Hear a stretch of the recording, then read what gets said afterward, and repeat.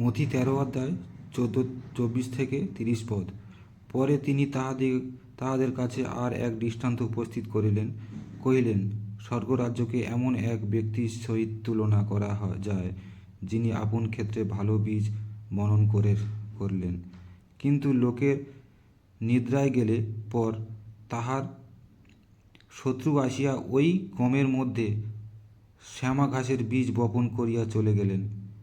পরে যখন বীজ অঙ্কুরিত হইয়া ফল দিল, তখন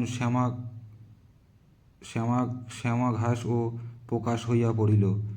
তাহাতে সেই গৃহকর্তা দাসেরা আসিয়া তাহাকে কহিলেন, মহাশয়, আপনি কি নিজ ক্ষেত্রে ভালো বীজ বোনেন নাই? তবে শ্যামা ঘাস কোথায় থেকে হইল?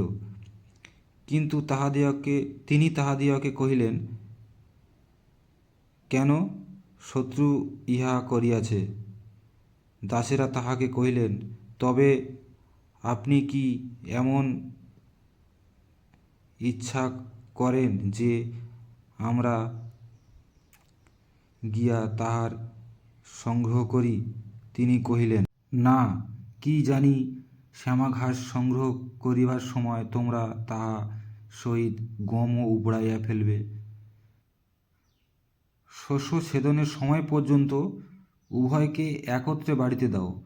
পরে ছেদনের সময় আমি ছেদনকারীকে বলিব, তোমরা প্রথমে শ্যামা ঘাস সংগ্রহ করিয়া পোড়াইবার জন্য বোঝা বোঝা বাঁধিয়া রাখো, কিন্তু গম আমার গোলায় সংগ্রহ করিও। আমেন।